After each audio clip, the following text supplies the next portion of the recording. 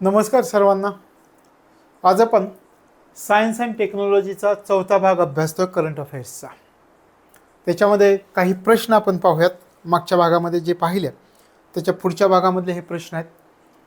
आपण सुरुवात करतो, लगेच सुरुवात करूयात. पहिला प्रश्न कोणता आहे पहा. आज सूक्ष्म लघु आणि मध्यम उद्योग या क्षेत्रामधील डिजिटल समावेशनाला चालना देण्यासाठी कोणतं पोर्टल सुरू करण्याची घोषणा करण्यात आलेली आहे. म्हणजे एक पोर्टल सुरू केले जात आहे, ते कोणत्या उद्देशानं केले जात आहे आणि त्या पोर्टलचं नाव काय हे आपल्याला या ठिकाणी लक्षामध्ये येत आहे. पहा, MSMEज क्षेत्रातले सेक्टरमधले जे काही इंडस्ट्रीज आहेत तर त्या ठिकाणी डिजिटल समावेशनाला चालना द्यायची आहे, डिजिटल पद्धती त्या ठिकाणी सक्षम करायच्या. मग यासाठी एक पोर्टल सुरू करण्याची घोषणा करण्यात आलेली आहे. त्या पोर्टलचं नाव काय आहे तर त्याला डिझी रेडी प्रमाणन पोर्टल असं म्हणतात. त्याला डिझी रेडी प्रमाणन पोर्टल,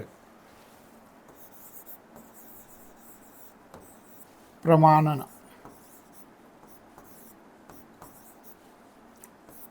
DRC, डिजी रेडी सर्टिफिकेशन किंवा डिजी रेडी प्रमाणन.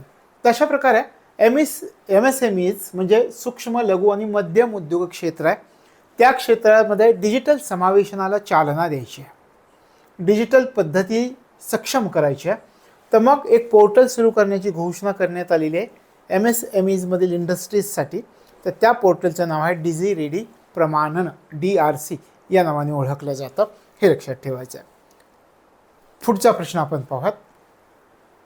पंतप्रधान पीक विमा योजनेसारख्या कृषी विमा योजना एकाच छताखाली उपलब्ध व्हाव्यात यासाठी केंद्र सरकारनं 8 फेब्रुवारी 2024 रोजी कोणत्या पोर्टलची सुरुवात केली. किती चांगल्या उद्देशाने केलं आहे पहा.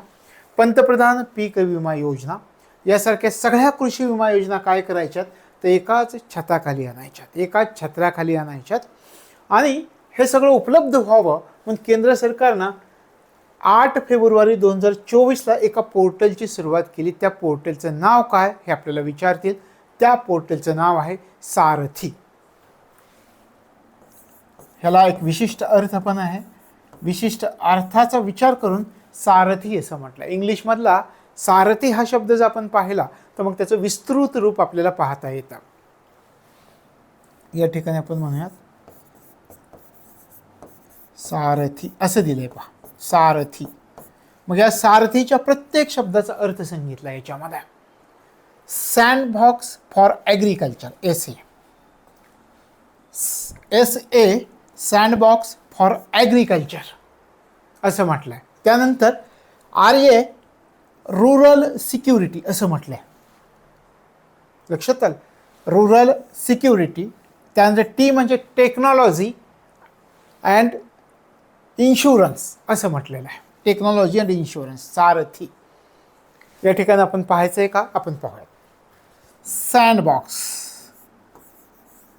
सँडबॉक्स कशासाठी, फॉर, कशासाठी आहे sandbox, for agriculture, for agriculture, agriculture, sandbox for agriculture. त्याच्यानंतर विचार करा आणखी कशासाठी, रुरल सिक्युरिटीसाठी, रुरल सिक्युरिटी, रुरल सिक्युरिटी. दिली पाहिजे की नाही सुरक्षा, आपण दिली पाहिजे. सगळ्या विमा योजना शेतकऱ्यापर्यंत पोहोचल्या पाहिजेत आणि सिक्युरिटी पण आपण त्या भागाला दिली पाहिजे, रुरल सिक्युरिटी. त्यानंतर technology and insurance, technology and insurance, and insurance. तशा प्रकारे या पोर्टलची सुरुवात केली. त्या पोर्टलचं नाव आहे सारथी. सारथी हा इंग्रजी शब्द तुम्हाला सांगितला, त्याचा लॉंग फॉर्म आहे sandbox for agriculture, rural security, technology and insurance असं त्याचा लॉंग फॉर्म आहे. तशा प्रकारे पंतप्रधान पीक विमा योजनेसारख्या कृषी विमा योजना एकाच छताखाली उपलब्ध व्हाव्यात यासाठी केंद्र सरकारनं एका पोर्टलची सुरुवात केली आहे, ज्याच्यामुळे शेतकऱ्यांना मदत होणार आहे. आणि त्या पोर्टलचं नाव आहे सारथी. हे पोर्टल आहे आणि त्याचा लॉंग फॉर्म मी तुम्हाला सांगितला, तो लॉंग फॉर्म या ठिकाणी फक्त लक्षामध्ये ठेवायचा आहे. आता पुढच्या आपल्या मुद्द्याकडे जाऊयात. पुढचा आपला मुद्दा आहे, राष्ट्रीय बाल हक्क संरक्षण आयोगानं कोणतं पोर्टल विकसित केलेलं आहे? महत्त्वाचा हा जो प्रश्न आहे, हा प्रश्न पूर्व परीक्षेला जरी नाही विचारला तर मुख्य परीक्षेसाठी सुद्धा उपयुक्त राहणार आहे. मग ह्याला मेनच्या दृष्टिकोनातून पण लक्षामध्ये ठेवणं गरजेचं आहे. राष्ट्रीय बाल हक्क संरक्षण आयोगानं काय केलं आहे? एक पोर्टल विकसित केलेलं आहे. त्या पोर्टलचं आपल्याला नाव विचारलं आहे आणि खूप सोपं नाव आहे की तुमच्या लगेच लक्षामध्ये. त्याला घर पोर्टल असं म्हटलं गेलं. घर ह्याला पण लॉंग फॉर्म याचा देण्यात आलेला आहे, पण सुरुवातीला आपण पोर्टलचं नाव पाहूयात. घर पोर्टल लक्षात आलं? घर पोर्टल. आता हे घर पोर्टल काय याचा पण मी अर्थ तुम्हाला सांगणार. सुरुवातीला हे घर GHAR याचा लॉंग फॉर्म काय हे लक्षामध्ये घ्या. गो होम अँड री युनिट असा त्याचा अर्थ होता. हे जे आहे गो होम अँड री युनिट री युनिट.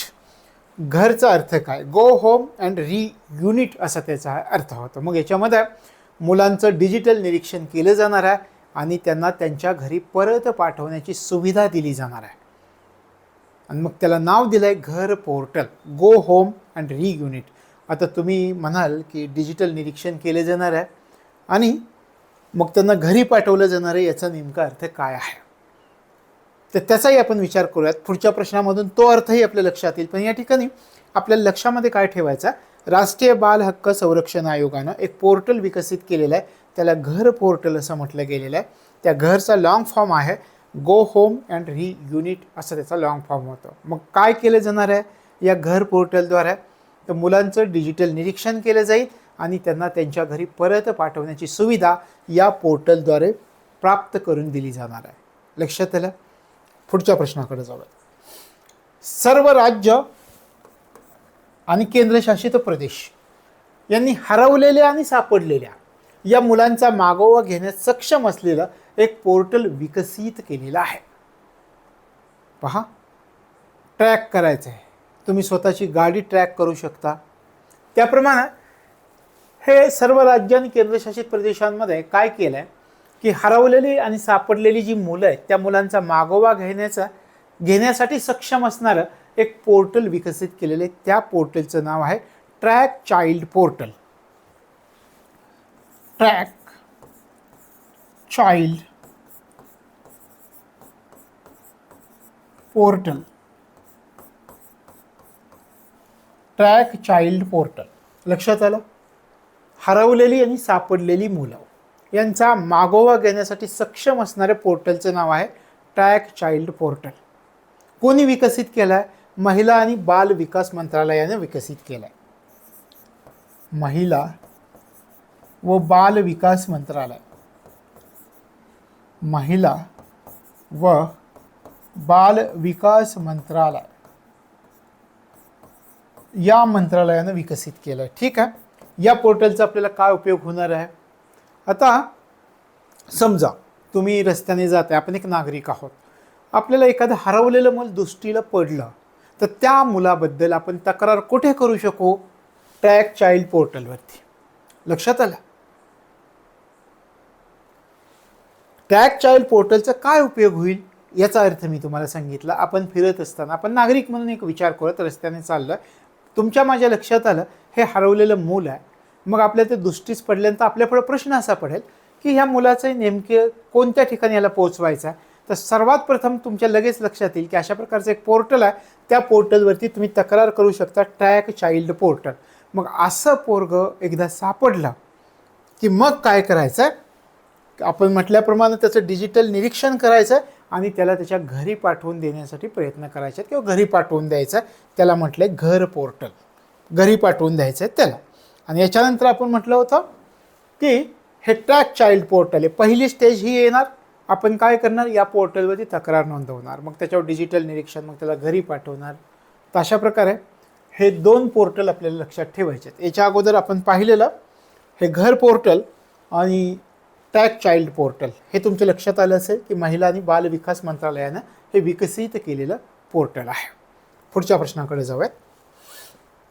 तंत्रज्ञानाच्या अत्याधिक वापरामुळं उद्भवणाऱ्या मानसिक आरोग्याच्या आव्हानांना तोंड देण्यासाठी डिजिटल डिटॉक्स उपक्रम कोणत्या राज्यानं सुरू केला आहे? तंत्रज्ञानाचा प्रचंड प्रमाणावरती वापर होताना आपण सध्याच्या काळामध्ये पाहतो. मग अशा वापरामुळे बऱ्याचदा काय होतं की मानसिक आरोग्य, मानसिक आजार जडतात. मग त्या मानसिक आरोग्यांचे जे आव्हान आपल्यासमोर उभं राहिलं आहे मानवजातीसमोर, त्याला तोंड देण्यासाठी एका राज्यानं एक उपक्रम सुरू केला आहे. त्या उपक्रमाला डिजिटल डिटॉक्स उपक्रम असं म्हटलं जातं. आपल्याला विचारलं आहे कोणत्या राज्यानं हा डिजिटल डिटॉक्स उपक्रम सुरू केला आहे, तर तो आहे कर्नाटक राज्यानं डिजिटल डिटॉक्स उपक्रम सुरू केला. कर्नाटक राज्य. पुढचा प्रश्न घेऊयात. आता हा मुद्दा कसा विचारला आहे? दोन प्रकारे विचारला जाऊ शकेल. कसा विचारला जाऊ शकेल? ही एक नाविन्यपूर्ण संगणकीय प्रणाली आहे, म्हणजे एक संगणकीय प्रणाली आहे, ती नवीन आहे. ती काय करते? जी मेंदूसारख्या ऊतींना इलेक्ट्रॉनिक्ससह अखंडपणे जोडते आणि एक ऑर्गनाइज्ड न्यूरल नेटवर्क ONN तयार करते. तर त्या संगणकीय प्रणालीचं नाव काय? पहा कसा प्रश्न विचारला. एक नाविन्यपूर्ण संगणकीय प्रणाली आहे, ती काय करते? मेंदूसारख्या ऊतींना इलेक्ट्रॉनिक्ससह अखंडपणे जोडते आणि एक नेटवर्क तयार करते, ऑर्गनाइज्ड न्यूरल नेटवर्क ONN. तर ती संगणकीय प्रणाली कोणती? तर त्या संगणकीय प्रणालीचं नाव आहे ब्रेनोवेअर. ब्रेनोवेअर. त्या संगणकीय प्रणालीचं नाव आहे ब्रेनोवेअर. लक्षात आलं? आता याच्यामध्ये दोन प्रश्नांचा विचार करा. ब्रेनोवेअर ही नाविन्यपूर्ण संगणकीय प्रणाली आहे. मग तुम्हाला असं विचारतील, पहिली गोष्ट कोणती संगणकीय प्रणाली? दुसरी गोष्ट या संगणकीय प्रणालीमुळं नेमकं काय घडतं हे पण आपल्याला लक्षामध्ये ठेवावं लागेल की मेंदूसारख्या ऊतींना इलेक्ट्रॉनिक्ससह अखंडपणे जोडलं जात आहे आणि एक नेटवर्क तयार केलं जात आहे. त्या नेटवर्कला कोणत्या नावाने ओळखलं जातं हे पण आपल्याला लक्षात ठेवावं लागेल. तर ONN network, organised neural network असं त्याला म्हटलं जातं. लक्षात आलं? पुढच्या प्रश्नाकडे जाऊया.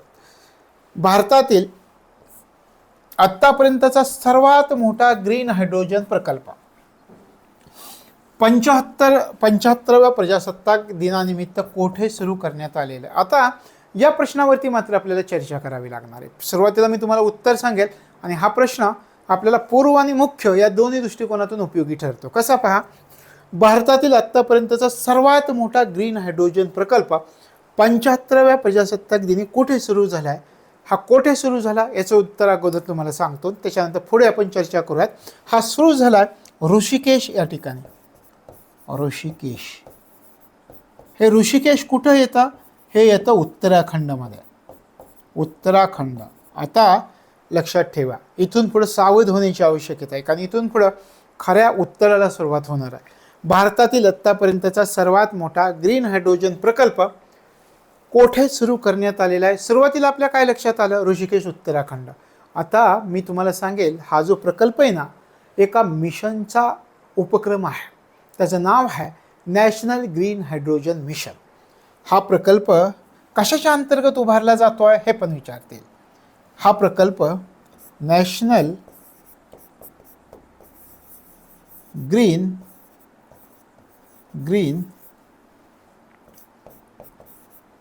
हायड्रोजन मिशन या अंतर्गत उभारण्यात आलेला आहे. म्हणजे तुम्हाला दोन गोष्टी कळाल्या की पहिली गोष्ट कळाली की भारतातला आत्तापर्यंतचा सर्वात मोठा ग्रीन हायड्रोजन प्रकल्प ऋषिकेशला उभारला जातो. पण हा प्रकल्प जो उभारला जातो आहे तो कोणत्या मिशनच्या अंतर्गत उभारला जातो आहे? National green hydrogen mission. आता मला सांगा, नॅशनल ग्रीन हायड्रोजन मिशनचा खालीलपैकी कोणता उद्देश आहे असं तुम्हाला विचारलं. डायरेक्ट वेगळा प्रश्न. याच्यावरून आपल्या लक्षात आलं की हा उपक्रम सुरू होत आहे, याच्या अंतर्गत सुरू होत आहे. काय उद्दिष्ट आहे नॅशनल ग्रीन हायड्रोजन मिशनचं? आपल्याला काय करायचं आहे आपल्या देशामध्ये? हे green hydrogen, national green hydrogen जो आहे तर त्याच्या व्यावसायिक उत्पादनाला प्रोत्साहन द्यायचं आहे. का द्यायचं आहे?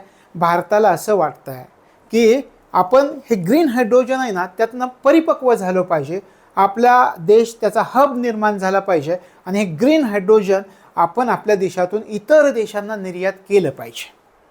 म्हणजे आपला देश काय म्हणतो, ग्रीन हायड्रोजनच्या बाबतीत आपण जगाच्या पाठीवर सर्वात मोठा हब निर्माण झाला पाहिजे भारत देश, आणि सगळ्या जगाला मोठ्या प्रमाणावरती आपण ग्रीन हायड्रोजन निर्यात करू शकू या उद्देशानं एक प्रकल्प सुरू केला आहे. त्या प्रकल्पाला किंवा एक उपक्रम सुरू केला आहे, त्या उपक्रमाला आपण नॅशनल ग्रीन हायड्रोजन मिशन असं म्हणतो आहे. लक्षात आलं, नॅशनल ग्रीन हायड्रोजन मिशन.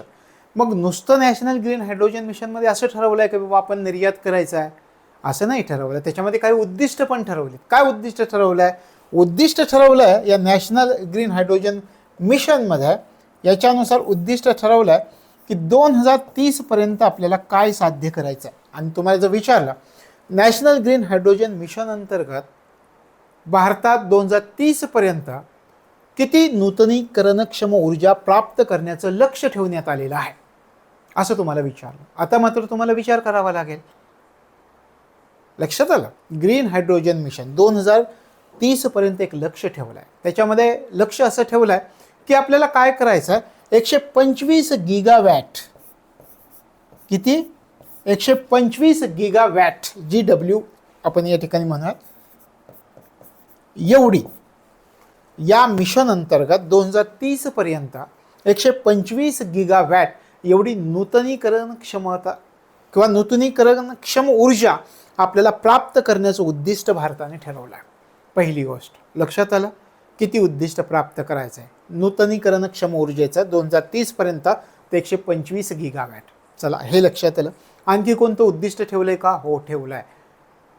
या नॅशनल ग्रीन हायड्रोजन मिशनमध्ये उद्दिष्ट ठेवलं आहे की आपल्याला दरवर्षी किती ग्रीन हायड्रोजनचं उत्पादन करायचं आहे. मग त्याच्यामध्ये सांगितलं की दरवर्षी आपल्याला 5 MMT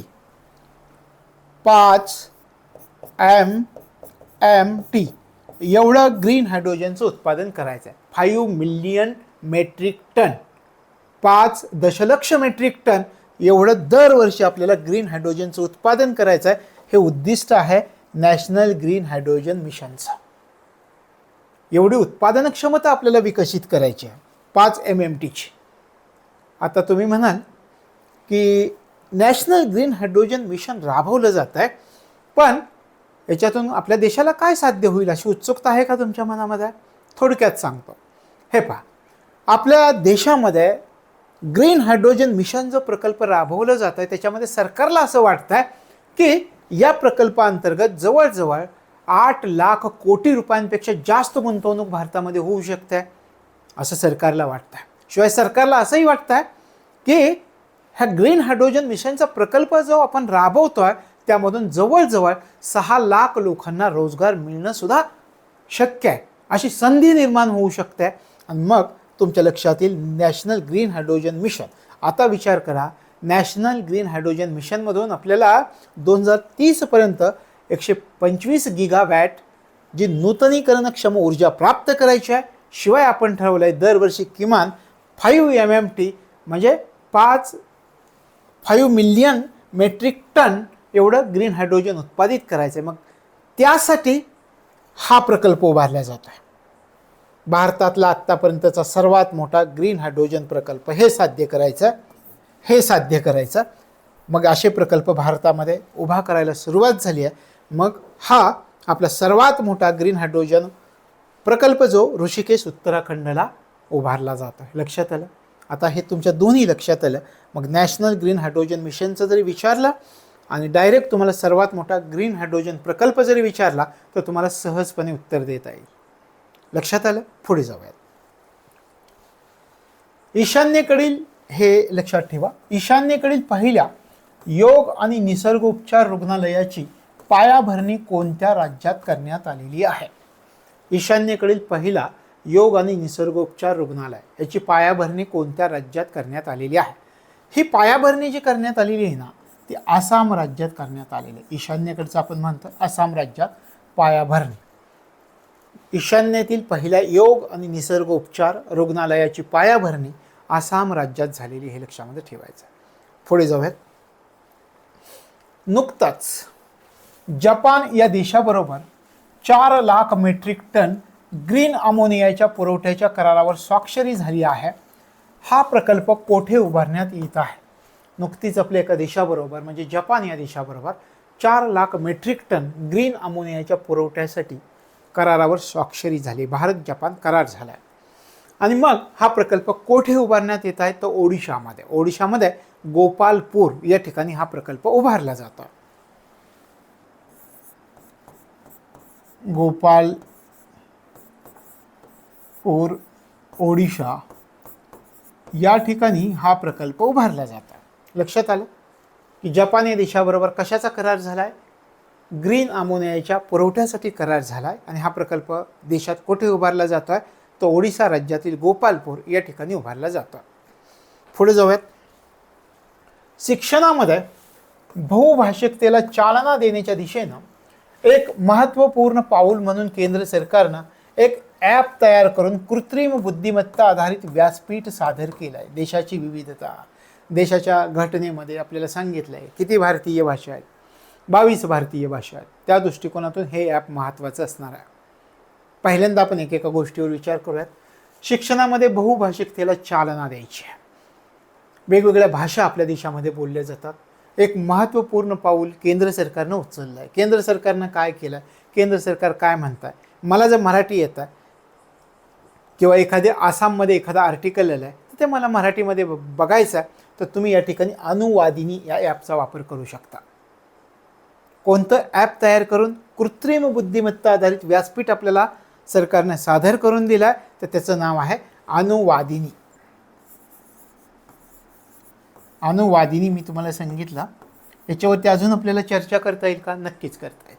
सरकारचा उद्देश काय? सरकार असं म्हणत आहे इतके दिवस, इतकी वर्ष देश आपला स्वातंत्र्य झाला, स्वातंत्र्य प्राप्तीनंतर अजूनही आपण वेगवेगळ्या भाषांमध्ये विभागल्या गेलेत आणि सगळ्या भाषांचं त्याच्यामध्ये जर एकामेकांना कळायला सुरुवात झाली, त्यांचे विचार आपल्याला, आपले विचार अगदी मातृभाषेतून त्यांना, तर ते आणखी सोपं होईल. मग सरकार काय म्हणत आहे? शालेय अभ्यासक्रमामध्ये तर असेलच, पण उच्च शिक्षण अभ्यासक्रमांसाठी सुद्धा अभ्यास साहित्य आता डिजिटल स्वरूपामध्ये द्यायचं आहे. विशेषतः आपल्या भारतीय संविधानामध्ये 8वी अनुसूची आपण अभ्यासतो राज्यघटनेमध्ये. मग त्या 8व्या अनुसूचीमध्ये किती भारतीय भाषा आहेत? 22 भारतीय भाषा आहेत असं पण म्हणत. तर हे सगळं या 22 भारतीय भाषा या अनुवादिनी या ॲपमध्ये असणार आहे. आणि मग कृत्रिम बुद्धिमत्तेच्या आधारित त्याचं भाषांतराच्या रूपामध्ये आपल्याला एक व्यासपीठ सादर केलं जाणार आहे बहुभाषिकतेला चालना देण्याच्या उद्देशानं. लक्षात आलं? तर हे लक्षामध्ये ठेवायचं आहे. पुढच्या प्रश्नाकडे जाऊयात. अनुवादिनी ॲप 20 जानेवारी 2024 म्हणजे अलीकडच्या कालावधीमध्ये महाराष्ट्रामधील कोणत्या शहरात अल्कोहोलपासून जेट इंधन बनवण्याचा पहिला पायलट तंत्रज्ञान प्रकल्पाचं उद्घाटन झाले? काय झालंय महाराष्ट्रामध्ये? एक शहर आहे की त्या शहरामध्ये अल्कोहोलपासून जेट इंधन बनवण्याचा पहिला पायलट तंत्रज्ञान प्रकल्प उभारण्यात आलेला आहे महाराष्ट्रामधील एका शहरामध्ये. त्या शहराचं नाव काय हे आपल्याला विचारतील. त्या शहराचं नाव आहे पुणे. पुणे. लक्षात आलं? काय केलं जातं आहे? अल्कोहोलपासून जेट इंधन बनवण्याचा पहिला पायलट तंत्रज्ञान प्रकल्पाचं उद्घाटन झालं आहे. कोणत्या शहरात झालं? पुणे या शहरामध्ये झालेलं आहे. आता पुढच्या प्रश्नाकडे. आपला पुढचा प्रश्न आहे, कोणत्या IITनं रस्ते अपघात रोखण्यासाठी सरकारी संस्था आणि आपत्कालीन वैद्यकीय पायाभूत सुविधांना मदत करण्यासाठी संजय प्लॅटफॉर्म नावाचा प्लॅटफॉर्म सुरू केला आहे? आपला सरळ सोपा प्रश्न हा आहे की संजय नावाचा प्लॅटफॉर्म कोणत्या IITनं सुरू केलेला आहे? हा सोपा आणि समजण्यासारखा प्रश्न पहिला हे लक्षात ठेवायचं. तर संजय नावाचा जो प्लॅटफॉर्म सुरू केला आहे त्या IITचं नाव आहे IIT मद्रास. IIT मद्रास. म्हणजे आपण सुरुवातीला प्रश्न संक्षिप्त रूपामध्ये समजावून घेतला की कोणत्या IITनं संजय प्लॅटफॉर्म सुरू केला आहे? IIT मद्रासनं सुरू केला. परत आता आपण विचार करूयात की IIT प्लॅटफॉर्म जो सुरू केला आहे तो कशासाठी? तर इथे आपण अभ्यासलं रस्ते अपघात रोखण्यासाठी हे IIT मद्रास IITनं हा संजय प्लॅटफॉर्म सुरू केलेला आहे. रस्ते अपघात रोखायचे. महाभारतामधील संजय आपल्याला माहिती आहे काय? तिथं बसून युद्धामध्ये काय चाललंय हे तो राजाला सांगत होता. मग या ठिकाणी हा संजय प्लॅटफॉर्म याला नाव दिलंय. का दिलंय आणि संजय प्लॅटफॉर्म हे नेमकं काय आहे काय, तर हे लोकेशन इंटेलिजन्स टूल आहे. संजय प्लॅटफॉर्म काय आहे? लोकेशन इंटेलिजन्स टूल आहे. म्हणजे हे काय आहे तर लोकेशन इंटेलिजन्स टूल आहे. आता हे काय करणार आहे? रस्त्यावरती काही ब्लॅक स्पॉट्स असतात, रस्त्यावरती काही खड्डे असतात की जे खड्डे किंवा ते ब्लॅक स्पॉट्स रस्ते अपघातासाठी धोकादायक ठरू शकतात. मग अशा प्रकारे ही जी धोकादायक ठरू शकणारी जी ठिकाणं आहेत त्या ठिकाणांचा डेटा हे उपलब्ध करून देणार आहे. त्या ठिकाणांचं विश्लेषण हे संजय नावाचा जो प्लॅटफॉर्म आहे, लोकेशन इंटेलिजन्स टूल आहे, हे साध्य करणार आहे. लक्षात आलं? रस्त्यावरील ब्लॅक स्पॉट्स, खड्डे, भविष्यात रस्त्याच्या सुरक्षेसाठी धोका ठरू शकणारी जी ठिकाणं आहेत त्या ठिकाणांचं डेटा आधारित विश्लेषण करण्याचं काम या संजय प्लॅटफॉर्म मार्फत केलं जाणार. आणि हे कोणत्या IITनं तयार केलं आहे, सुरू केलं आहे तर IIT मद्रास. लक्षात आलं? आता या प्लॅटफॉर्मचं उद्घाटन पण झालं आहे. आता या प्लॅटफॉर्मचं उद्घाटन कोणत्या राज्यामध्ये झालं आहे, केव्हा झालं आहे याचा पण आपण विचार करूयात. या प्लॅटफॉर्मच्या उद्घाटनाचा विचार केला तर जानेवारी 2024 याचं उद्घाटन झालं आहे. म्हणजे अलीकडच्या कालावधीमधील घटना. हे काय आपल्याला पाठ नाही करायचं, फक्त अलीकडच्या कालावधीमधील घटना आहे. आणि याचं हा जो प्लॅटफॉर्म आहे संजय नावाचा प्लॅटफॉर्म, याचं उद्घाटन कुठे झालेलं आहे तर हरियाणामध्ये झालेलं आहे. हे पण लक्षात ठेवा. हरियाणा या ठिकाणी या प्लॅटफॉर्मचं उद्घाटन झालं आहे. लक्षात आलं? पहिल्यांदा आपण म्हटलं संजय नावाचा प्लॅटफॉर्म सुरू करणारी IIT कोणती? आपल्या लक्षात आलं IIT मद्रास आहे. ह्याचं उद्घाटन 18 जानेवारी 2024 झालं आहे. हरियाणामध्ये याचं उद्घाटन झालं आहे. पुन्हा आपण विचार केला की संजय हे नेमकं काय आहे तर आपल्या लक्षात आलं लोकेशन इंटेलिजन्स टूल आहे. तर याच्यामार्फत काय साध्य होणार आहे याचा आपण विचार केला की रस्त्यामध्ये असणारे खड्डे, ब्लॅक स्पॉट्स, भविष्यामध्ये रस्ता सुरक्षेसाठी धोका ठरू शकणाऱ्या ज्या बाबी आहेत, जी ठिकाणं आहेत, अशा ठिकाणांचं डेटा आधारित विश्लेषण हा संजय नावाचा प्लॅटफॉर्म करणार आहे. लक्षात आलं? पुढे जाऊया. संसद सदस्य स्थानिक क्षेत्र विकास योजनेअंतर्गत सुधारित निधी प्रवाह प्रक्रियेसाठी सरकारनं एक मोबाईल ॲप्लिकेशन सुरू केलं आहे. कोणतं ॲप्लिकेशन सुरू केलं आहे, कशासाठी सुरुवातीला ते लक्षात घ्यायचं, म्हणजे ते ॲप आपल्या लक्षात राहतं. आपण काय म्हणतो? संसद सदस्य काय? स्थानिक क्षेत्र विकास योजनेअंतर्गत सुधारित निधी प्रवाह प्रक्रियेसाठी सरकारनं एक मोबाईल ॲप्लिकेशन सुरू केलं आहे. त्या ॲप्लिकेशनचं नाव आपल्याला विचारलं आहे.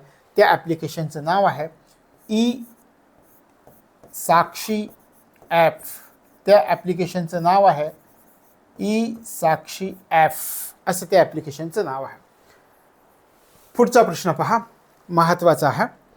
पहिली made in India memory chip कोणत्या राज्यामध्ये तयार करण्यात येणार आहे किंवा तयार होणार आहे?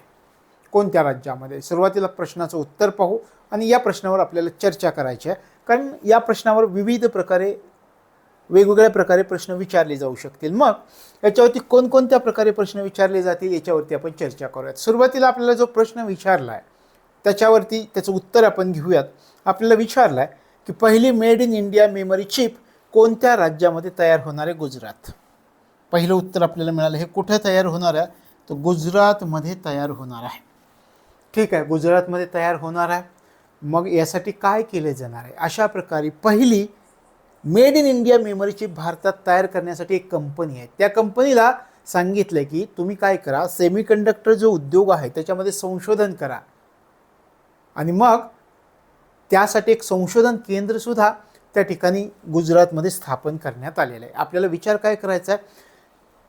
भारतामध्ये पहिली made in India memory chip तयार करण्यासाठी कोणत्या कंपनीला सांगितलं आहे की सेमीकंडक्टर उद्योगामध्ये तुम्ही संशोधन करा? त्या कंपनीचं नाव आहे मायक्रॉन. आता एक मी तुम्हाला सांगतो.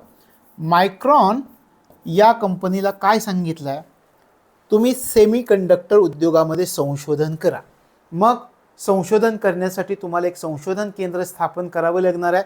मग सरकारने काय सांगितलं, तुम्हाला संशोधन करण्यासाठी एक संशोधन केंद्र स्थापन करायचं आहे ना, तुम्ही कुठे स्थापन करा, तर IIT गांधीनगर या ठिकाणी स्थापन करा. IIT गांधीनगर, IIT गांधीनगर या ठिकाणी तुम्ही स्थापन करायचं. पहिली made in India memory chip Gujarat राज्यामध्ये तयार होणार आहे. त्यासाठी मायक्रॉन नावाची एक कंपनी आहे. त्या मायक्रॉन नावाच्या कंपनीला सांगितले की तुम्ही सेमीकंडक्टर उद्योगामध्ये संशोधन करा आणि संशोधन करण्यासाठी तुम्हाला एक केंद्र लागेल, संशोधन केंद्र. तर ते संशोधन केंद्र तुम्ही काय करा, IIT गांधीनगर या ठिकाणी स्थापन करा. तर तिथं स्थापन होणार आहे. मग 3 प्रश्न झाले का? कुठे तयार होणार? गुजरात. कोणती कंपनी याच्यामध्ये संशोधन करणार आहे? मायक्रॉन कंपनी करणार आहे. संशोधन केंद्र कुठे उभे राहणार आहे? IIT गांधीनगर या ठिकाणी संशोधन केंद्र उभं राहणार आहे. आता पहा, तुमच्या थोडंसं असं मनामध्ये आलं का की पहिली made in India memory chips आपल्या देशामध्ये तयार होत आहे, आपल्याला हे कळालं. पण यासाठी गुजरात सरकारनं बाहेरच्या कोणत्या कंपनीशी करार केला आहे का? हो, हे तयार करण्यासाठी गुजरात सरकारनं बाहेरच्या एका कंपनीशी करार केला आहे. त्या कंपनीचं नाव आहे सिमटेक. कोणत्या कंपनीशी करार केला आहे यासाठी असं जर तुम्हाला विचारलं तर सिमटेक या कंपनीशी करार केला आहे. सिमटेक या कंपनीशी करार केला. ठीक आहे. आता चौथी गोष्ट तुम्हाला कळाली की सिमटेक या कंपनीशी करार झाला आहे. तुम्हाला असं वाटतंय का ही कुठली कंपनी आहे? ही आहे दक्षिण कोरियाची कंपनी. सिमटेक ही कंपनी आहे दक्षिण कोरियाची कंपनी. आता हा करार झाला आहे गुजरात सरकार आणि सिमटेक कंपनीमध्ये, आणि या करारानुसार आता गुजरातमध्ये या मेमरी चिपचं उत्पादन केलं जाणार आहे. आणि मेमरी चिपचं उत्पादन झालं तर काय होईल? साहजिकच आहे, भारतामध्ये स्वदेशी मेमरी चिपची निर्मिती होणार आहे. तशा प्रकारे पहिली made in India memory chip कोणत्या राज्यामध्ये? तर गुजरात राज्यामध्ये त्या ठिकाणी तयार होणार आहे. हे लक्षात ठेवायचं आहे. पुढे जाऊयात. पुढचा प्रश्न पहा. संपूर्ण भारतातील माशांच्या रोगांचा मागावा घेण्यासाठी, मासे नदीमध्ये असतात ते मासे, तर त्या माशांच्या रोगांचा मागावा घेण्यासाठी आणि त्यांचं निरीक्षण करायचं आहे, तर एक मोबाईल ॲप सुरू केला आहे. संपूर्ण भारतातील मासेमारीचा जो व्यवसाय आहे त्या मासेमारीच्या व्यवसायामध्ये वाढ झाली पाहिजे. माशांना जे रोग होतात तर त्यांच्यावरती आपल्याला काही तर उपाययोजना करता आली पाहिजे. तर या दृष्टिकोनातून काय केलं आहे पहा, संपूर्ण भारतामधील जे माशांना रोग होतात त्या रोगांचा मागोवा घेण्यासाठी, त्यांचं निरीक्षण करण्यासाठी एक मोबाईल ॲप तयार केलं आहे. त्या मोबाईल ॲपचं नाव आपल्याला विचारलं आहे. त्याचं नाव आहे report fish disease. Report fish disease हे त्या ॲपचं नाव आहे. Report fish disease. याला RFD असं सुद्धा तुम्ही संक्षिप्त रूपामध्ये लक्षात ठेवू शकता. RFD report fish disease. लक्षात आलं? आता विचार करा, हे कोणत्या कंपनीनं विकसित केलं आहे? लखनौमधील एक संस्था आहे. लखनौमधील एका संस्थेनं हे विकसित केलं. काय संस्थेचं नाव आहे पहा, ICAR, आणि याला म्हटलं जातं NBFGR. NBFGR म्हणजे काय? NBFGR म्हणजे काय हे पण आपल्याला माहिती असलं पाहिजे. NB म्हणजे national bureau of fish genetic resources. Fish genetic resources. लक्षात आलं? National bureau of fish genetic resources. तर अशा प्रकारे ही लखनौमधली कंपनी आहे. तर यांनी हे मोबाईल ॲप विकसित केलं. एवढं डेप्थमध्ये आपल्याला विचारणार नाही, फक्त रिपोर्ट फिश डिसीज हे लक्षात ठेवा की त्या ॲपचं नाव काय आहे, मोबाईल ॲप कोणतं आहे. पुढचा प्रश्न. ह्युंदाई मोटार इंडिया लिमिटेडनं तामिळनाडूमध्ये हायड्रोजन इनोव्हेशन व्हॅली स्थापन करण्यासाठी कोणत्या IIT सोबत भागीदारी केलेली आहे? कोणत्या IIT सोबत भागीदारी केलेली आहे? IIT कोणत्या IIT सोबत भागीदारी केलेली आहे? आता IIT कोणती आहे हे आपल्याला ओळखायचं आहे. कशासाठी केली हे लक्षामध्ये ठेवा आणि कोणी केली आहे. ह्युंदाई मोटार इंडिया लिमिटेडनं केली आहे, तामिळनाडूमध्ये केली आहे. हायड्रोजन इनोव्हेशन व्हॅली स्थापन करण्यासाठी कोणत्या IIT सोबत भागीदारी केलेली आहे? IIT मद्रास सोबत भागीदारी केलेली आहे. IIT मद्रास सोबत भागीदारी केलेली आहे.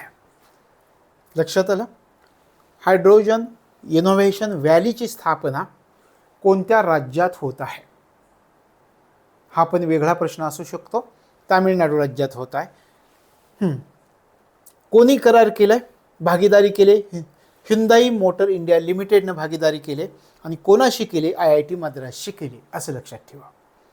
पुढच्या प्रश्नाकडे जाऊयात. पंतप्रधान नरेंद्र मोदी यांनी 12 जानेवारी 2024 रोजी नवी मुंबईतील एका सार्वजनिक कार्यक्रमात कोणत्या ॲपचं अनावरण केलेलं आहे? महत्त्वाच्या ॲपचं अनावरण केलं आहे, मुंबईमध्ये केलं आहे, त्यासाठी आपल्यासाठी महत्त्वाचं आहे.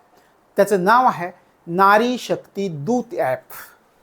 तुम्ही नाव ऐकलं असेल, नारी शक्ती दूत ॲप. नारी शक्ती दूत ॲप. पंतप्रधान नरेंद्र मोदींनी 12 जानेवारी 2024ला नवी मुंबईमधील एका सार्वजनिक कार्यक्रमामध्ये या नारी शक्ती दूत ॲपचं अनावरण केलेलं आहे. लक्षात आलं? आता याच्याविषयी काही माहिती असणं आपल्याला गरजेचं आहे. उदाहरणार्थ महाराष्ट्र शासनाचा एक विभाग आहे, त्या विभागाचं नाव आहे महिला आणि बाल विकास विभाग. या विभागानं काय केलं आहे? महिला सशक्तीकरणाला चालना द्यायची या विभागाला. नमो महिला सशक्तीकरण. मी काय म्हणतोय पहा, आपल्या राज्यामध्ये महिला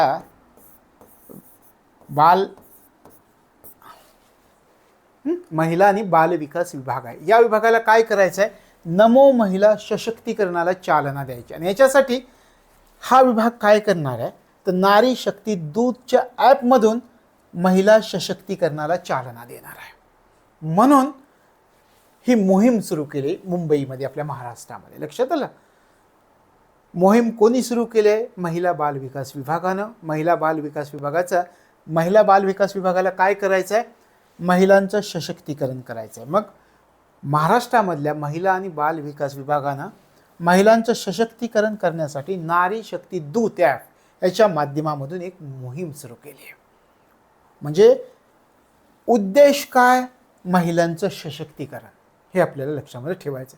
आता महिलांचं सशक्तीकरण केलं जायचं आहे म्हणजे काय केलं जातं?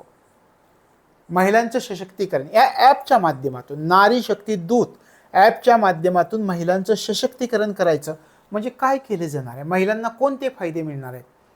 राज्य सरकारमार्फत आपल्या राज्यामध्ये महिलांसाठी वेगवेगळ्या सरकारी योजना राबवल्या जातात, वेगवेगळ्या घोषणा केल्या जातात. उदाहरणार्थ आत्ता हे सुरू झाले 1500 रुपये महिलांना द्यायला सुरुवात झाली आहे का? हां, मग पुढचं सरकार काय म्हणत आहे? आम्ही 2000 देऊ. म्हणजे थोडक्यात काय, सरकार महिलांसाठी काय करत आहे, महिलांसाठी कोणत्या योजना राबवत आहे, कोणकोणत्या वेगवेगळ्या घोषणा करत आहे, या सगळ्या उपक्रमांची माहिती महिलांना कुठून मिळणार आहे तर नारी शक्ती दूत ॲपमधून मिळणार आहे. सोपं आहे. लक्षात आहे? महिलांना कोणते फायदे मिळतील. लक्षात आलं? सरकार, राज्य सरकार ज्या विविध सरकारी योजना महिलांसाठी राबवत आहे, वेगवेगळ्या घोषणा महिलांसाठी करत आहे, ह्या सगळ्या योजना, सगळ्या घोषणा, सगळे उपक्रम यांची माहिती महिलांना नारी शक्ती दूत ॲपच्या माध्यमातून प्राप्त होणार आहे. आणि आपण सुरुवातीला म्हटल्याप्रमाणे महिला आणि बाल विकास विभागाला हे साध्य करायचं आहे. म्हणून याच्या माध्यमातून महिला आणि बाल विकास विभाग महिलांचं सशक्तीकरण साध्य करण्याचा प्रयत्न करत आहे. आता जुळलं? लक्षात आलं? पुढे जाऊयात. हां, हे पहा, लगेच इथे प्रश्न. 7 जानेवारी 2024ला कोणत्या राज्यामध्ये वायू, हे लक्षात ठेवा, ही ॲप आधारित देशातील पहिली 100% इलेक्ट्रिक बाईक टॅक्सी सेवा सुरू झाली? कोणत्या राज्यामध्ये? वायू. नाव काय आहे पहा. वायू ही ॲप आधारित देशातील पहिली 100% इलेक्ट्रिक बाईक टॅक्सी सेवा सुरू झाली आहे. कुठे सुरू झाली? सुरुवातीला आपल्याला काय लक्षात घ्यायचं आहे? कोणत्या राज्यामध्ये विचारलं आहे? ठीक आहे, आसाम राज्यामध्ये सुरू झाली पाहिजे. आता तुम्हाला लक्षात काय ठेवायचं आहे? आसाम राज्यामध्ये सुरू झाले, पण कुठे सुरू झाली, कोणत्या शहरात, असं जर तुम्हाला विचारलं तर गुवाहाटी, आसाममधील गुवाहाटी या ठिकाणी ही 100% इलेक्ट्रिक बाईक टॅक्सी सेवा सुरू झाली आहे. त्याचं नाव काय आहे? वायू. ही ॲप आधारित देशातील पहिली 100% इलेक्ट्रिक बाईक टॅक्सी सेवा सुरू झाली, आसाममध्ये सुरू झाली. आसाममधील गुवाहाटी या ठिकाणी ती सुरू झाली आहे. लक्षात आलं? पुढे जाऊयात आपण. पंतप्रधान नरेंद्र मोदींनी 2 जानेवारी 2024ला या ठिकाणावरील जलद अणुभट्टी इंधन पुनर्प्रक्रिया संयंत्र राष्ट्राला समर्पित केलंय. कुठे झालं होतं? आता हे कुठे झालं हे अगोदर तुम्हाला मी सांगतो. Indira Gandhi centre for atomic research हे नाव ऐकलंय का तुम्ही? त्याला आपण IGCAR असं म्हणतो. हे आपलं माहिती आहे आपल्याला. हे कुठे आहे?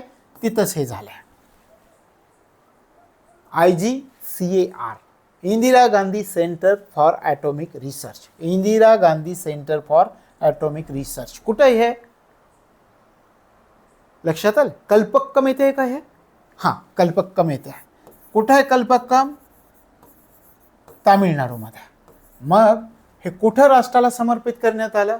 तर पंतप्रधान नरेंद्र मोदी यांनी 2 जानेवारी 2024 रोजी कल्पक्कम येथील जलद अणुभट्टी इंधन पुनर्प्रक्रिया स्वतंत्र संयंत्र राष्ट्राला समर्पित केलं आहे.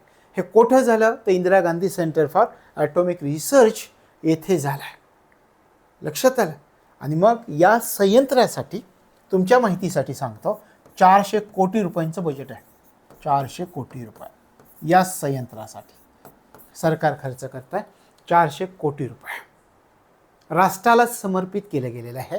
कल्पक्कम अर्धक आणखी या ठिकाणी तुम्हाला जोडावं लागेल. कल्पक्कम हे या ठिकाणी आहे. आणि या ठिकाणी मी तुम्हाला हा पण क्लू सांगितला, IGCAR या ठिकाणी Indira Gandhi centre for atomic research येथे हे घडलेलं आहे. लक्षात आलं? पुढे जाऊयात. कोची लक्षद्वीप आयलंड, लक्ष द्या, Kochi Lakshadweep island submarine optical fibre connection प्रकल्पाचं उद्घाटन कुठे झालं?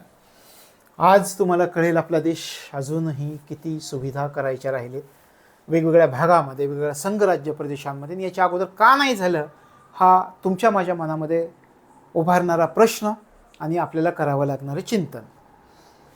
Kochi Lakshadweep island submarine optical fibre connection प्रकल्पाचं उद्घाटन कुठे झालं आहे ते अगोदर ते तुम्हाला सांगतो. कावर्ती, हे तुम्ही ऐकलं असेल, लक्षद्वीपमध्ये हे झालं. लक्षद्वीप, कावर्ती लक्षद्वीप. आता कावर्ती लक्षद्वीप हे ठिकाणी झालं आहे आणि ऑप्टिकल फायबर कनेक्शन प्रकल्पाचं उद्घाटन झालं आहे म्हणजे काय त्याचाही आपल्याला विचार करायचा आहे. पण हे एकूण लिंक अंतर किती आहे याचं अंतर जर पाहिलं, हे जे आपण म्हणतोय 1868 किलोमीटर एवढं अंतर आहे. एकूण लिंक अंतराचा जर विचार केला तर 1868 किलोमीटरचं अंतर. आता आपण मूळ चर्चेवरती येऊया. ऑप्टिकल फायबर कनेक्शन टाकलंय म्हणजे नेमकं काय केलंय, काय करायचं आहे? लक्षद्वीपला आपल्याला आत्तापर्यंत जे साध्य करता आलं नाही म्हणजे काय, इंटरनेट सेवा प्रदान करायची आहे. किती उशिरा आपण तिथे प्रदान करतोय. जलद इंटरनेट सेवा प्रदान करायची आहे लक्षद्वीपला. विश्वासार्ह इंटरनेट सेवा उपलब्ध करून द्यायची आहे आपल्याला लक्षद्वीपला. आणि इंटरनेटचा वेग वाढवायचा आहे. किती वाढवायचा आहे? आता तुमच्या लक्षात येईल की आपले काही केंद्रशासित प्रदेश किती महाग आहेत. इंटरनेटचा वेग 1.7 Gbps वरनं किती Gbps पर्यंत वाढवायचा आहे? 200 Gbps पर्यंत वाढवायचा आहे. Gbps 200 Gbps पर्यंत वाढवायचं आहे. लक्षात काय ठेवायचं? एवढंच ठेवायचं. पण ही तुम्हाला जर कळालं की ऑप्टिकल फायबर कनेक्शन काय करायचं तर हे तुमच्या लगेच लक्षात राहील. कावर्ती लक्षद्वीप. हां, ऑप्टिकल फायबर कनेक्शन आपण म्हटलं त्या ठिकाणी इंटरनेटची सेवा प्रदान करून द्यायची आहे, जलद सेवा असली पाहिजे, विश्वासार्ह सेवा असली पाहिजे. मग किती 1.7 Gbps वरून 200 Gbps पर्यंत हे वाढवायचं आहे, आपल्याला इंटरनेटचा वेग वाढवायचा आहे. मग लक्षद्वीपच्या लोकांना काय साध्य होणार आहे? आपल्याला जी 5G सेवा मिळते, 4Gचं नेटवर्क मिळतं, ते नेटवर्क इथल्या लोकांना मिळायला सुरुवात होईल. शिवाय त्या ठिकाणी गव्हर्नन्सचा वापर करता येईल, टेलिमेडिसिनचा वापर करता येईल, अनेक शैक्षणिक उपक्रम त्या लक्षद्वीपमध्ये राबवता येतील. डिजिटल बँकिंगची सुविधा त्या ठिकाणी उपलब्ध होणार आहे. डिजिटल चलनाचा जो आपण सहजपणे वापर करतो, तुम्ही कधी असा विचार केला आहे का आपण डिजिटल चलनाचा सहजपणे वापर करतोय? अजूनही आपल्या देशामध्ये काही ठिकाणी हे नाही आहे शक्य. आता हे आपण साध्य करतो की सगळ्यांचा, संपूर्ण भारत, एक भारत, सगळ्यांचा विकास झाला पाहिजे. मग डिजिटल चलनाचा वापर आणि डिजिटल साक्षरता यासारख्या सुविधा आपल्याला लक्षद्वीपला पुरवायच्यात. म्हणून Kochi Lakshadweep island submarine optical fibre connection या प्रकल्पाचं उद्घाटन झालं आहे. ते कुठे झालं आहे? कावर्ती लक्षद्वीप या ठिकाणी झालं. एकूण लिंक अंतर किती? 1868 किलोमीटर आहे. आपण म्हटलं की लक्षद्वीपला जलद गतीनं, विश्वासार्ह पद्धतीनं इंटरनेटची सेवा प्रदान करायची आहे. 1.7 Gbps वरून 200 Gbps पर्यंत हे इंटरनेटचा वेग वाढवायचा आहे आपल्याला. लक्षात आलं? आणि कशासाठी तर मी तुम्हाला सांगितलं, 5G 4G जी नेटवर्क्स आहेत त्यांना प्राप्त झालं पाहिजे. टेलिमेडिसिन सगळ्या सुविधा इंटरनेटच्या माध्यमातून मिळणाऱ्या त्यांना प्राप्त झाल्या पाहिजेत. मग आपण जे ऐकतो की डिजिटल इंडिया प्रकल्प चालू आहे, नॅशनल ब्रॉडबँड मिशन चालू आहे, तर हे डिजिटल इंडिया आणि नॅशनल ब्रॉडबँड मिशनच्या माध्यमातून हा प्रकल्पाचं उद्घाटन झालं आहे. लक्षात आलं? पुढे जाऊया. कोणत्या, आता हा जो प्रश्न आहे ना, या प्रश्नामध्ये आता क्रांतीच झाली आहे. कोणत्या विद्यापीठातील संशोधकांनी नवीन इलेक्ट्रॉनिक मृदा, इलेक्ट्रॉनिक सॉईल विकसित केलेली आहे? मातीसुद्धा इलेक्ट्रॉनिक आली आता. महत्त्वाचा प्रश्न आहे, मुख्य परीक्षेच्या दृष्टिकोनातून पण आणि पूर्व परीक्षेच्या दृष्टिकोनात पण. तर ते विद्यापीठ कोणतं आहे? त्या विद्यापीठाचं नाव आहे लिकोपिंग विद्यापीठ. लिकोपिंग विद्यापीठ, लिकोपिंग विद्यापीठ. या विद्यापीठानं इलेक्ट्रॉनिक माती विकसित केले, इलेक्ट्रॉनिक सॉईल, इलेक्ट्रॉनिक मृदा विकसित केली. त्या विद्यापीठाचं नाव काय? लिकोपिंग विद्यापीठ. कुठे हे आहे? स्वीडनमध्ये, स्वीडन. लिकोपिंग विद्यापीठ स्वीडनमध्ये आहे.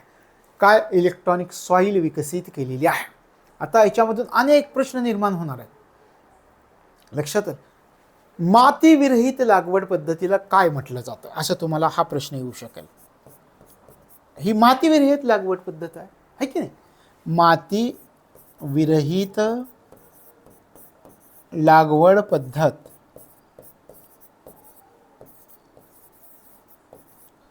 मातीविरहित लागवड पद्धत आहे. तुम्हाला डायरेक्ट प्रश्न विचारला, मातीविरहित लागवड पद्धतीला कोणती संज्ञा आहे? त्याला हायड्रोपोनिक्स म्हणायचं. हायड्रोपोनिक्स,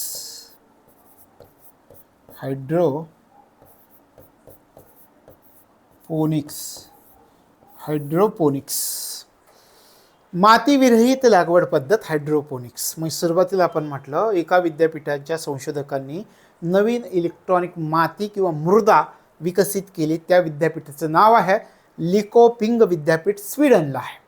हे आपल्या लक्षात आलं.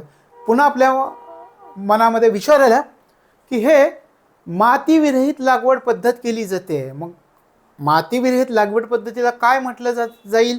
हायड्रोपोनिक्स या पद्धतीचा वापर इथे केला जाणार आहे. संशोधक कोणत्या पद्धतीचा वापर करणार आहेत? हायड्रोपोनिक्स या पद्धतीचा वापर करणार आहेत संशोधक. मग हायड्रोपोनिक्स म्हणजे काय? मातीविरहित लागवड पद्धत म्हणजे हायड्रोपोनिक्स. लक्षात आलं?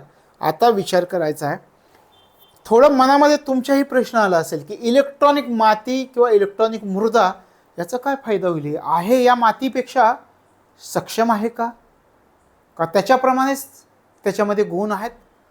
आता ही जी इलेक्ट्रॉनिक मृदा आली की नाही, त्याच्यामुळं आपली रोपं ज्या नॅचरल जमिनीमध्ये वाढतात त्याच्यापेक्षा सरासरी 50% जास्त रोपं वाढतील इलेक्ट्रॉनिक मृदेमुळे.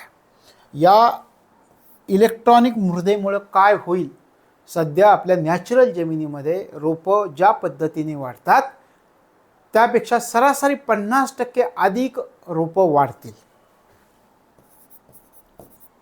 सरासरी 50% अधिक रोपांची वाढ होईल. म्हणजे ही आणखी एक गोष्ट तुम्हाला कळाली, सरासरी 50% अधिक रोपांची वाढ होणार आहे. आणि खरंच होणार आहे का? हो, संशोधकांना हे आढळून आलेलं आहे. आता आणखी एक, इलेक्ट्रॉनिक मृदा कशापासून बनवण्यात आलेली आहे हे पण आपल्याला विचारतील. तर इलेक्ट्रॉनिक मृदा जी आहे ही जी आहे तर ही सेल्युलोज पासून बनवण्यात आलेली आहे. सेल्युलोज पासून बनवण्यात आलेली. किती प्रश्न झाले पहा. कोणत्या विद्यापीठातील संशोधकांनी नवीन इलेक्ट्रॉनिक मृदा विकसित केली? लिकोपिंग विद्यापीठ, स्वीडन. त्याच्यानंतर आपण विचार केला की यासाठी संशोधक कोणत्या पद्धतीचा वापर करणार आहे ही मृदा तयार. हायड्रोपोनिक्स तिचं नाव आहे. हायड्रोपोनिक्स म्हणजे माती विरहित लागवड पद्धत आहे.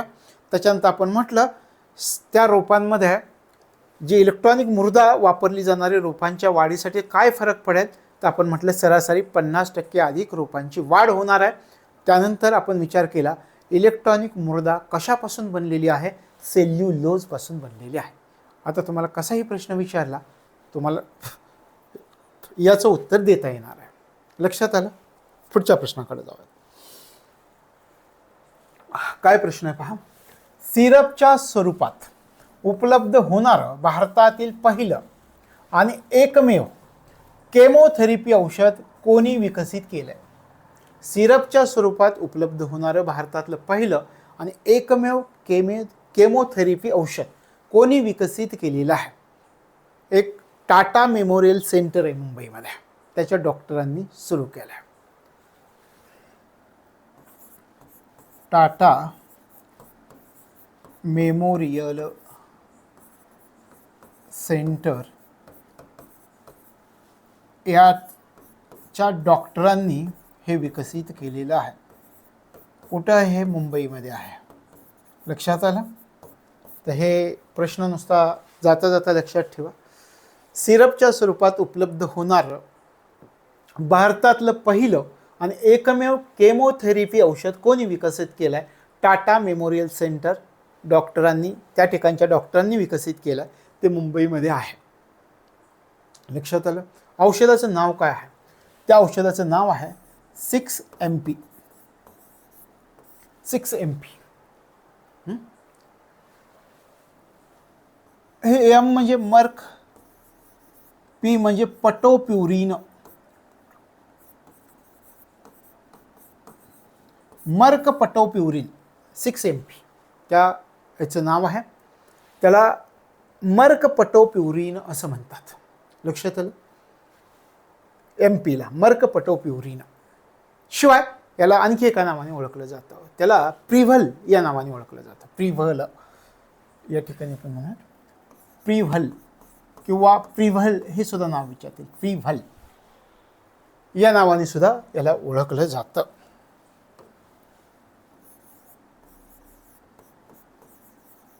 प्रिव्हल या नावाने ओळखलं जातं. 6MP, एम मर्क, पी पटोप्युरिन, पण 6MP लक्षात ठेवा. आणि दुसरं नाव मी तुम्हाला सांगितलं प्रिव्हल या नावाने औषध ओळखलं जातं. ठीक आहे. केमोथेरपी औषध कोणी विकसित केलं आहे? भारतातलं पहिलं आहे, सिरपच्या स्वरूपात आहे, हे आपल्याला कळालं. ते टाटा मेमोरियल सेंटर कुठं आहे हे कळालं. त्या औषधाचं नाव काय आहे हे पण आपल्याला कळालं. आता औषध कशासाठी आहे याचा आपल्याला विचार करायचा, कशासाठी महत्त्वाचं आहे. आता एक नाव मी तुम्हाला सांगतो, त्याला ऑल असं म्हटलं जातं. ऑल. ऑल काय आहे ऑल? ॲक्यूट, ए म्हणजे acute lymphoblastic, acute lymphoblastic leukaemia, acute lymphoblastic leukaemia हे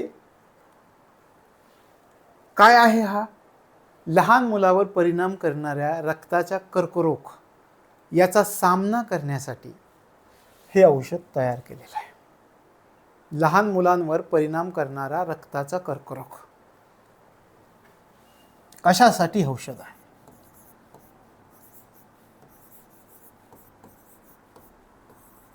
लहान मुलांवर जो रक्ताचा कर्करोग हा परिणाम होते. म्हणजे आता हे पण कळालं आपल्याला की हे औषध कशासाठी आहे. तर लहान मुलांवर परिणाम करणारा जो रक्ताचा कर्करोग आहे त्यासाठी हे औषध विकसित केलेलं आहे. झाले तुमचे सगळे प्रश्न लक्षात आलं. पुढे जाऊयात. मायक्रोसॉफ्टनं विंडोज या बटनाच्या जागी कोणतं बटन देऊन AI चॅटबॉटची सुविधा कीबोर्डमध्ये उपलब्ध केली आहे? हा प्रश्न मुख्य परीक्षेला तुम्हाला विचारला जाईल. म्हणजे पूर्व आणि मुख्यची तयारी तुमची एकातच आपण तयार करून घेता. तर प्रत्येक प्रश्न महत्त्वाचा आहे. हा तुम्हाला पूर्वला विचारण्याची शक्यता कमी आहे, पण मुख्यला विचारण्याची शक्यता जास्त आहे. मायक्रोसॉफ्टनं विंडोज या बटनाच्या जागी एक बटन देऊन AI चॅटबॉटची सुविधा कीबोर्डमध्ये उपलब्ध करून दिली आहे. मग आपल्याला विचारलं आहे कोणतं बटन, त्या बटनाचं नाव काय आहे? त्याचं नाव आहे को-पायलट. को-पायलट हे बटन देऊन AI चॅटबॉटची सुविधा कीबोर्डमध्ये उपलब्ध करून दिली. एवढंच लक्षात ठेवा. लक्षात आलं. पुढे जाऊयात. मायक्रोसॉफ्टनं, पुन्हा एकदा मुख्य परीक्षेसाठीचाच हा प्रश्न असेल, मायक्रोसॉफ्टनं AI टूल्स आणि ॲप्लिकेशन्समध्ये भारतातील 1,00,000 विकासकांना प्रशिक्षित करण्यासाठी 8 जानेवारी 2024 रोजी कोणता उपक्रम सुरू करण्याची घोषणा केली? मायक्रोसॉफ्टनं एक कार्यक्रम सुरू करण्याची घोषणा केली.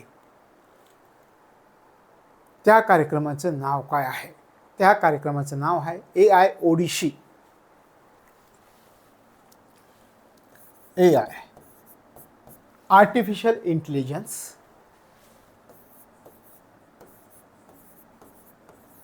AI ओडिसी हा उपक्रम सुरू केला आहे. मायक्रोसॉफ्टनं AI टूल्स आणि ॲप्लिकेशन्समध्ये भारतामधील 1,00,000 विकासकांना प्रशिक्षित करायचं आहे. आणि मग 8 जानेवारी 2024 या विकासकांना प्रशिक्षित करण्यासाठी मायक्रोसॉफ्टनं एक उपक्रम सुरू केला आहे. उपक्रम सुरू करण्याची घोषणा केली, त्याला AI ओडिसी असं म्हणतात. लक्षात आलं. आता हा प्रश्न पहा. राष्ट्रीय शैक्षणिक धोरणानुसार महाराष्ट्र राज्यातील विद्यार्थ्यांना नाविन्यपूर्ण अभ्यासक्रमांचं शिक्षण हे ऑनलाईन पद्धतीने देण्यासाठी कोणतं पोर्टल विकसित करण्यात आलेलं आहे? एक पोर्टल विकसित केली. कशासाठी? ही पहिली गोष्ट लक्षामध्ये घ्यायची. राष्ट्रीय शैक्षणिक धोरणानुसार महाराष्ट्र राज्यातील विद्यार्थ्यांना नाविन्यपूर्ण अभ्यासक्रमांचं शिक्षण हे काय करायचं आहे? ऑनलाईन पद्धतीनं देण्यासाठी एक पोर्टल विकसित केलं आहे. त्या पोर्टलचं नाव आहे महास्वयं.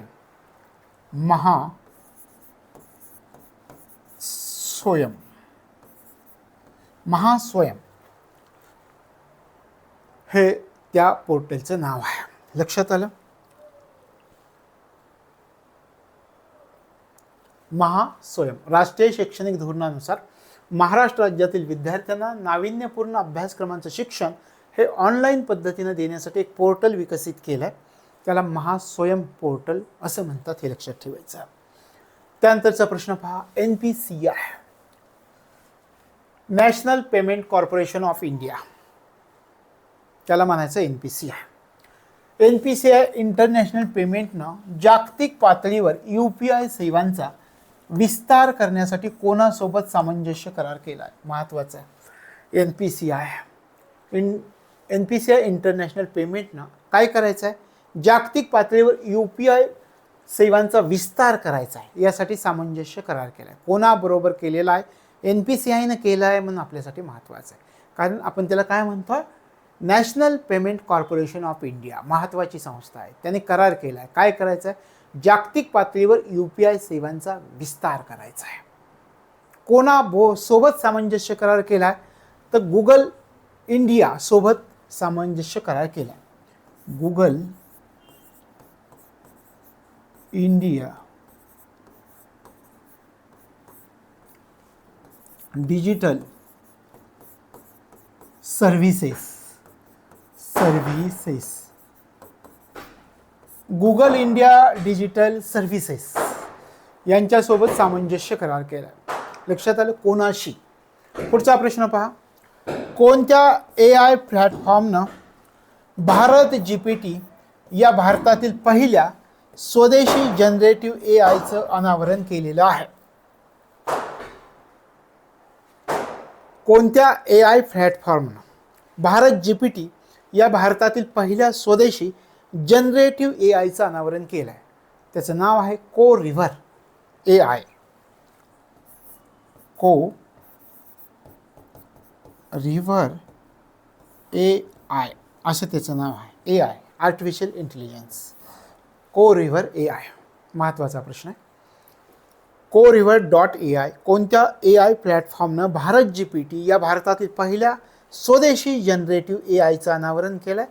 कृत्रिम बुद्धिमत्तेचं अनावरण केलं आहे. कोरिव्हर.ai या प्लॅटफॉर्मनं हे अनावरण केलेलं आहे. तर अशा प्रकारे आजचा हा आपला भाग, हा प्रश्नोत्तरांचा भाग कंटिन्यू, आणि कदाचित पुढे हे स्पीड आपल्याला वाढवावं पण लागेल, कारण आपण अपेक्षित धरतो की जास्तीत जास्त प्रश्न आले पाहिजेत आणि खोलवर जाऊन त्याचा अभ्यास आपल्याला करता आला पाहिजे. तर या ठिकाणी आपण थांबतो. भेटूयात पुढच्या भागामध्ये. तोपर्यंत तुम्हाला तुमच्या अभ्यासासाठी मनापासून शुभेच्छा.